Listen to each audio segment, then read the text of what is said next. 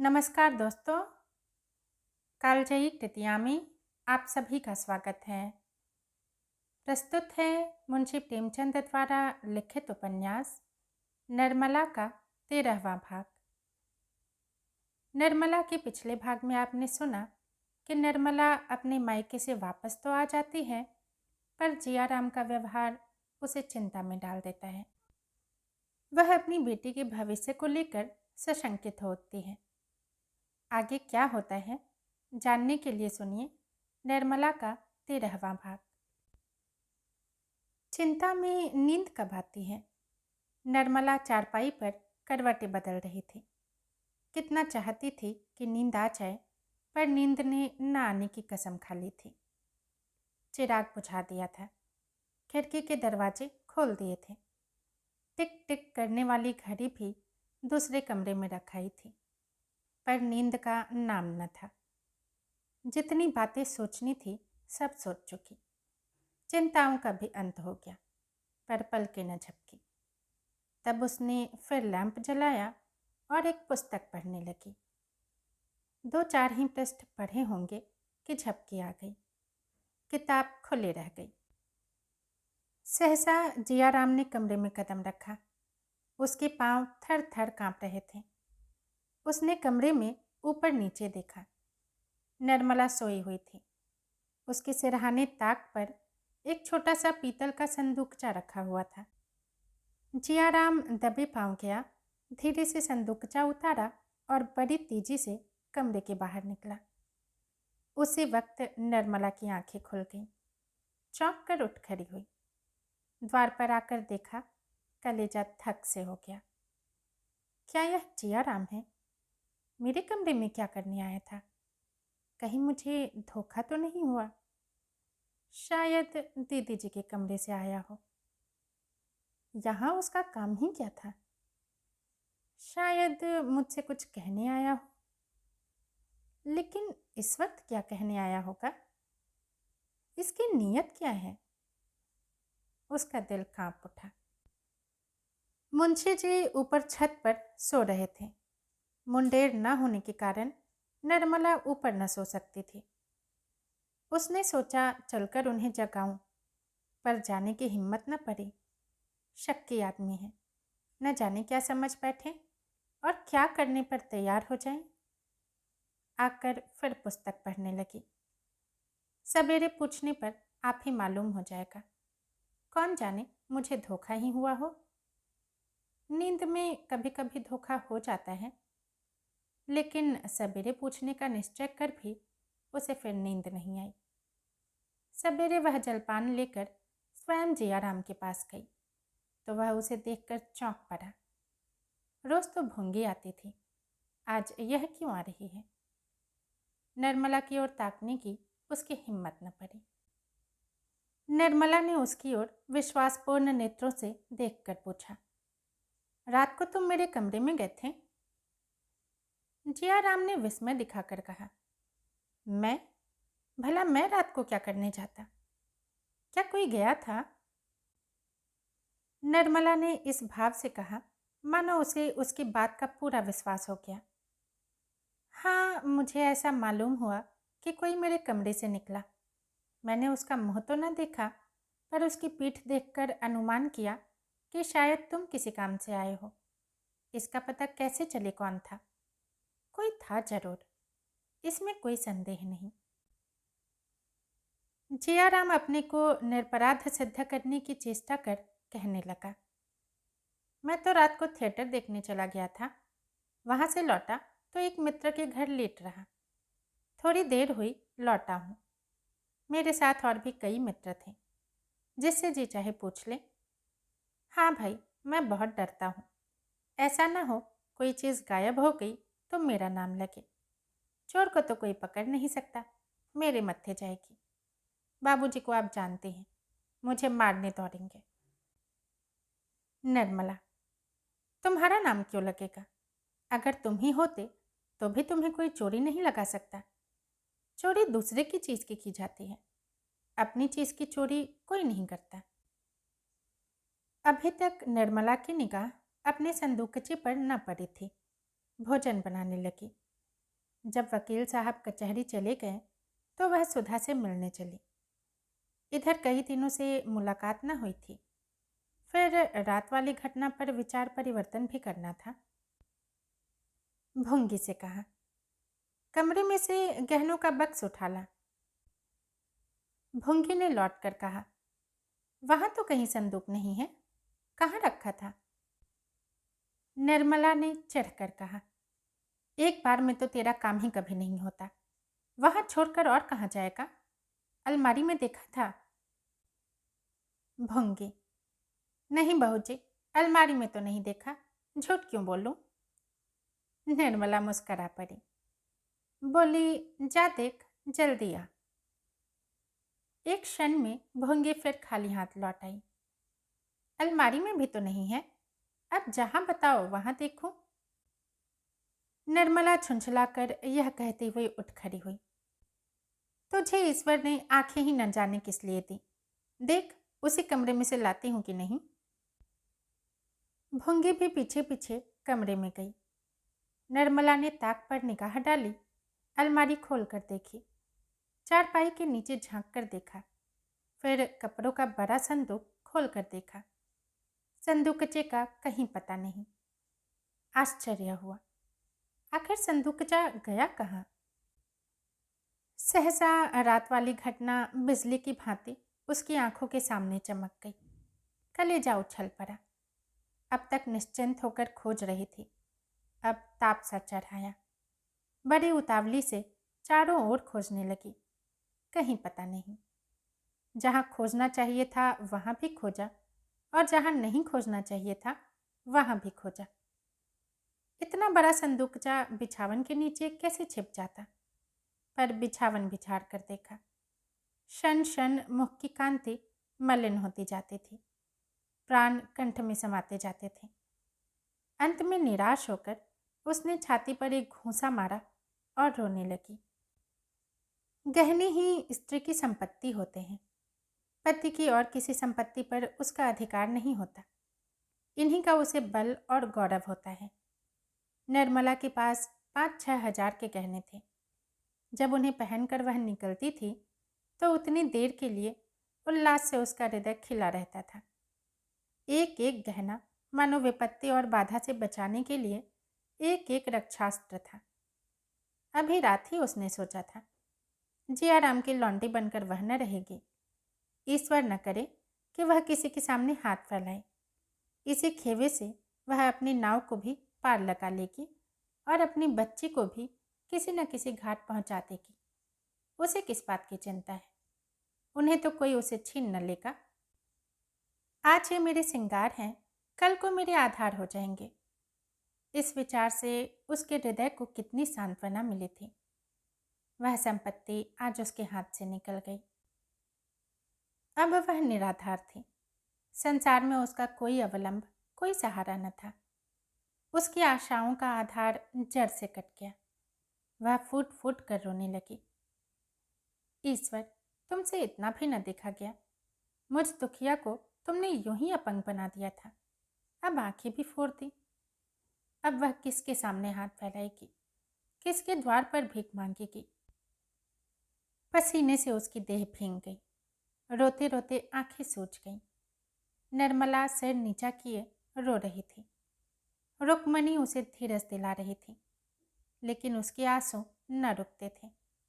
शोक की ज्वाला कम न होती थी। 3 बजे जियाराम स्कूल से लौटा।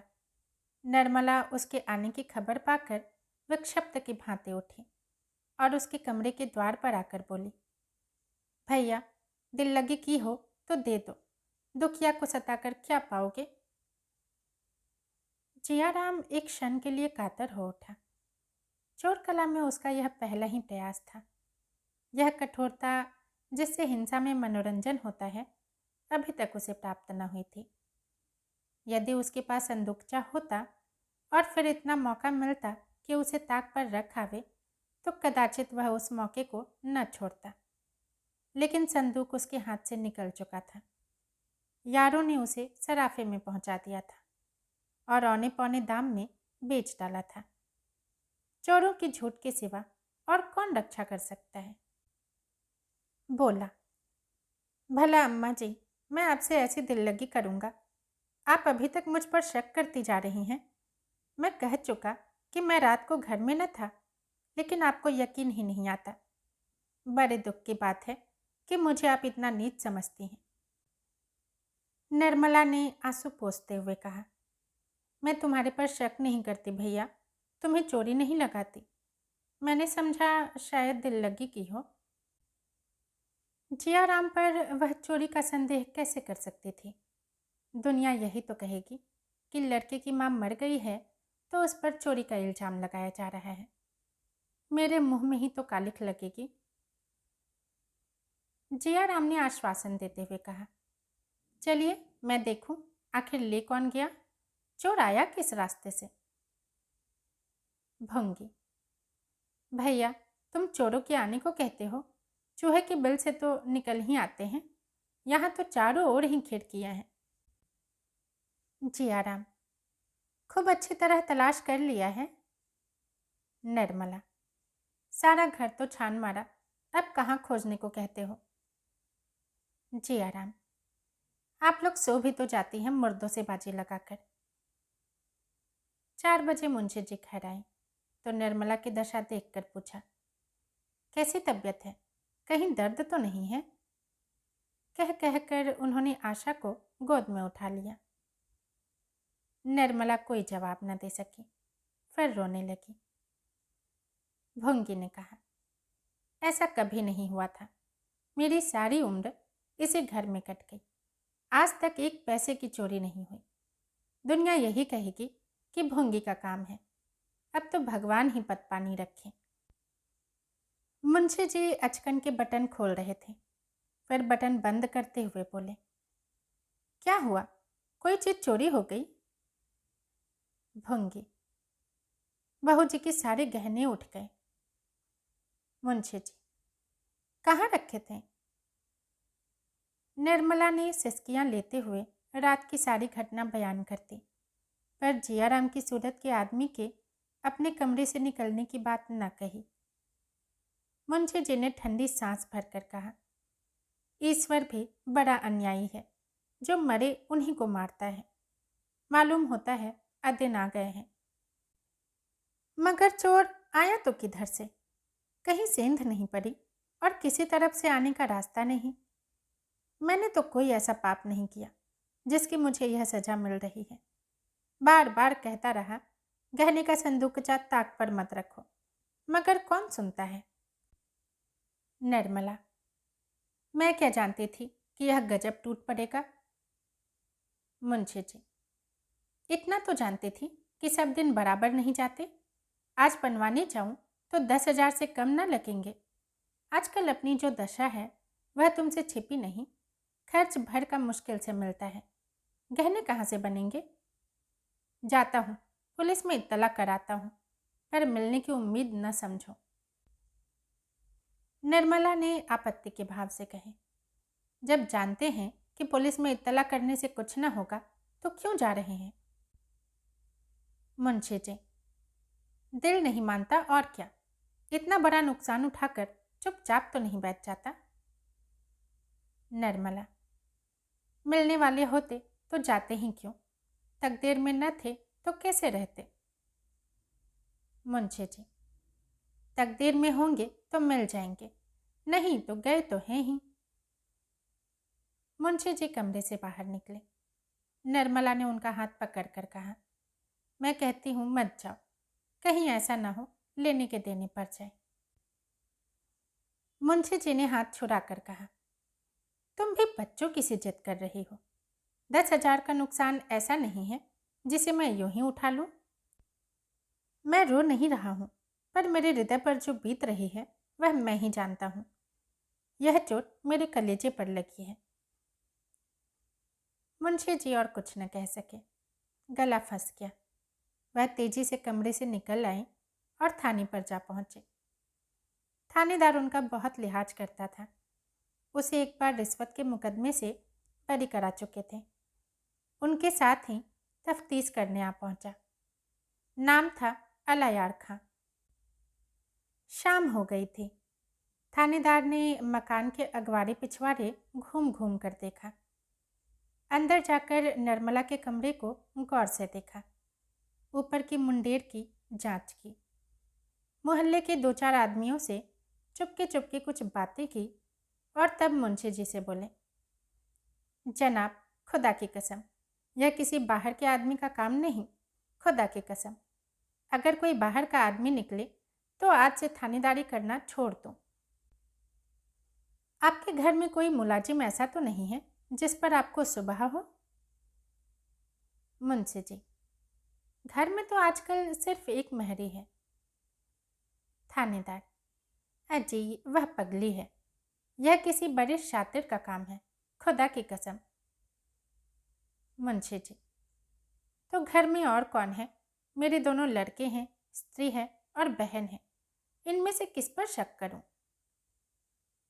थानेदार, खुदा की कसम, घर ही के किसी आदमी का काम है, चाहे वह कोई हो। इंशाअल्लाह 2-4 दिन में मैं आपको इसकी खबर दूंगा। यह तो नहीं कह सकता कि माल भी सब मिल जाएगा, पर खुदा की कसम, चोर जरूर पकड़ कर दिखाऊंगा। थानेदार चला गया तो मुंशी जी ने आकर निर्मला से उसकी बातें कही। निर्मला सहम उठी। आप थानेदार से कह दीजिए तफ्तीश न करे, आपके पैरों पड़ती हूँ। मुंशी जी, आखिर क्यों? निर्मला, अब क्यों बताऊं? वह कह रहा है कि घर ही के किसी आदमी का काम है। मुंशी जी, उसे पकने दो। जियाराम अपने कमरे में बैठा हुआ भगवान को याद कर रहा था। उसके मुंह पर हवाइयाँ उड़ रही थीं। सुन चुका था कि पुलिस वाले चेहरे से भांप जाते हैं। बाहर निकलने की हिम्मत ही न पड़ती थी। दोनों आदमियों में क्या बातें हो रही हैं, यह जानने के लिए छटपटा रहा था। ज्यों ही थानेदार चला गया और भूंगी किसी काम से बाहर निकली, जियाराम ने पूछा, थानेदार क्या कर रहा था भूंगी? भूंगी ने पास आकर कहा, दाढ़ीजार कहता था घर ही से किसी आदमी का काम है, बाहर का कोई नहीं है। जियाराम, बाबूजी ने कुछ नहीं कहा? भूंगी, कुछ तो नहीं कहा, खड़े हूँ हूँ करते रहे। घर में एक भूंगी ही गैर है ना, और सब तो अपनी ही हैं। जियाराम, मैं भी तो गैर ही हूँ, तू ही क्यों? भूंगी, तुम गैर काहे हो भैया? जियाराम, बाबूजी ने थानेदार से कहा नहीं, घर में किसी पर उनका शुभा नहीं है? भूंगी, कुछ तो कहते नहीं सुना, बेचारे थानेदार ने भले ही कहा। भूंगी तो पगली है, वह क्या चोरी करेगी? बाबूजी तो मुझे फंसा ही देते थे। जियाराम, तब तो तू भी निकल गई, अकेला मैं ही रह गया। तू ही बता, तूने मुझे उस दिन घर पर देखा था? भूंगी, नहीं भैया, तुम तो थिएटर देखने गए थे। जियाराम, गवाही देगी ना? भूंगी, इसकी ज़रूरत नहीं पड़ेगी भैया, बहू जी तफ्तीश बंद करा देंगी। जियाराम, सच? भूंगी, हाँ भैया, बार बार कहती हैं कि तफ्तीश ना कराओ, गहने गए जाने दो, पर बाबूजी मानते ही नहीं। 5-6 दिन तक जियाराम ने पेट भर भोजन नहीं किया। कभी 2-4 कौर खा लेता, कभी कह देता भूख नहीं है। उसके चेहरे का रंग उड़ा रहता था। रातें जागते कटती। प्रतिक्षण थानेदार की शंका बनी रहती थी। यदि वह जानता कि मामला इतना तूल खींचेगा तो कभी ऐसा काम न करता। उसने तो समझा था किसी चोर पर शुबहा होगा, मेरी तरफ किसी का ध्यान भी न जाएगा, पर अब भंडा फूटता हुआ सा मालूम होता था। अभागा थानेदार जिस ढंग से छानबीन कर रहा था, उससे जियाराम को बड़ी शंका हो रही थी। 7वें दिन संध्या समय घर लौटा तो बहुत चिंतित था। आज तक उसे बचने की कुछ न कुछ आशा थी। माल अभी तक कहीं बरामद न हुआ था, पर आज उसे माल के बरामद होने की खबर मिल गई थी। इसी दम थानेदार कांस्टेबल को लिए आता होगा। बचने का कोई उपाय नहीं। थानेदार को रिश्वत देने से संभव है मुकदमे को दबा दे। रुपए हाथ में थे, पर क्या बात छिपी रही कि अभी माल बरामद नहीं हुआ। फिर भी सारे शहर में अफवाह थी कि बेटे ने ही माल उड़ाया है। माल मिल जाने पर तो गली गली बात फैल जाएगी, फिर वह किसी को मुंह न दिखा सकेगा। मुंशी जी कचहरी से लौटे तो बहुत घबराए हुए थे। सर थाम कर चारपाई पर बैठ गए। निर्मला ने कहा, कपड़े क्यों नहीं उतारते? आज तो और दिनों से और देरी हो गई। मुंशी जी, क्या कपड़े उतारूं? तुमने कुछ सुना? निर्मला, क्या बात है? मैंने तो कुछ नहीं सुना। मुंशी जी, माल बरामद हो गया, अब जिया का बचना मुश्किल है। निर्मला को आश्चर्य नहीं हुआ। उसके चेहरे से ऐसा जान पड़ा मानो उसे यह बात मालूम थी। बोली, मैं तो पहले ही कह रही थी कि थाने में इत्तला मत कीजिए। मुंशी जी, तुम्हें जिया पर शक था? निर्मला, शक क्यों नहीं था? मैंने उन्हें अपने कमरे से निकलते देखा था। मुंशी जी, फिर तुमने मुझसे क्यों न कह दिया? निर्मला, यह बात मेरे कहने की न थी। आपके दिल में जरूर ख्याल आता कि यह ईर्ष्यावश आक्षेप लगा रही है। कहिए, यह ख्याल होता या नहीं? झूठ न बोलिएगा। मुंशी जी, संभव है, मैं इनकार नहीं कर सकता। फिर भी उस दशा में तुम्हें मुझसे कह देना चाहिए था। रिपोर्ट की नौबत न आती। तुमने अपनी नेक नामी की तो फिक्र की, पर यह न सोचा कि परिणाम क्या होगा। मैं अभी थाने से चला आता हूँ। अलयार खां आता ही होगा। निर्मला ने हताश होकर पूछा, फिर अब? मुंशी जी ने आकाश की ओर ताकते हुए कहा, फिर जैसे भगवान की इच्छा। 1000-2000 रुपये रिश्वत देने के लिए होते तो शायद मामला दब जाता, पर मेरी हालत तो तुम जानती हो। तकदीर खोटी है और कुछ नहीं। पाप तो मैंने किया है, दंड कौन भोगेगा? एक लड़का था, उसकी वह दशा हुई, दूसरे की यह दशा हो रही है। नालायक था, गुस्ताख था, कामचोर था, पर था तो अपना ही लड़का। कभी न कभी चेत ही जाता। यह चोट अब न सही जाएगी। निर्मला, अगर कुछ दे दिलाकर जान बच सके तो मैं रुपए का प्रबंध कर दूं। मुंशी जी, कर सकती हो? कितने रुपए दे सकती हो? निर्मला, कितना दरकार होगा? मुंशी जी, 1000 से कम पर तो शायद बातचीत न हो सके। मैंने एक मुकदमे में उससे 1000 लिए थे। वह कसर आज निकालेगा। निर्मला, हो जाएगा, अभी थाने जाइए। मुंशी जी को थाने में बड़ी देर लगी। एकांत में बातचीत करने का बहुत देर में मौका मिला। अलयार खां पुराना घाक था। बड़ी मुश्किल से अंटी पर चढ़ा। 500 रुपये लेकर भी एहसान का बोझा सिर पर लाद ही दिया। काम हो गया। लौटकर निर्मला से बोला, लो भाई, बाजी मार ली। रुपए तुमने दिए, पर काम मेरी जबान ही ने किया। बड़ी बड़ी मुश्किलों से राजी हो गया। यह भी याद रहेगी। जियाराम भोजन कर चुका है? निर्मला, कहाँ, वह तो अभी घूम कर लौटे ही नहीं। मुंशी जी, 12 तो बज रहे होंगे। निर्मला, कई दफे जा जाकर देख आई, कमरे में अंधेरा पड़ा हुआ है। मुंशी जी, और सियाराम? निर्मला, वह तो खा पी कर सोए हैं। मुंशी जी, उससे पूछा नहीं जिया कहाँ गया? निर्मला, वह तो कहते हैं मुझसे कुछ कहकर नहीं गए।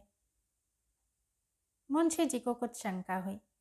सियाराम को जगाकर पूछा, तुमसे जियाराम ने कुछ कहा नहीं? कब तक लौटेगा? गया कहाँ है? सियाराम ने सिर खुजलाते और आंखें मलते हुए कहा, मुझसे कुछ नहीं कहा। मुंशी जी, कपड़े सब पहन कर गया है?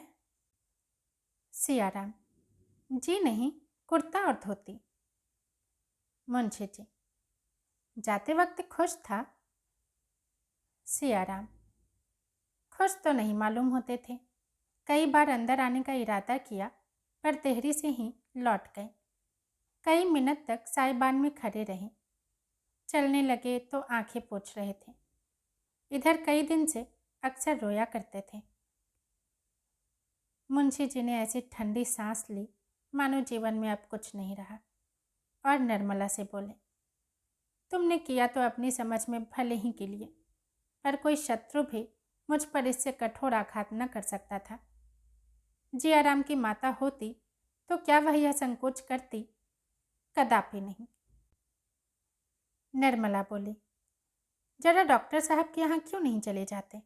शायद वहाँ बैठे हों। कई लड़के रोज आते हैं, उनसे पूछिए, शायद कुछ पता लग जाए। फूंक फूंक कर चलने पर भी अपयश लग ही गया। मुंशी जी ने मानो खुली हुई खिड़की से कहा, हाँ जाता हूँ, और क्या करूँगा। मुंशी जी बाहर आए तो देखा डॉक्टर सिन्हा खड़े हैं। चौंक कर पूछा, क्या आप देर से खड़े हैं? डॉक्टर, जी नहीं, अभी आया हूँ। आप इस वक्त कहाँ जा रहे हैं? 12:30 हो गए हैं। मुंशी जी, आप ही की तरफ आ रहा था।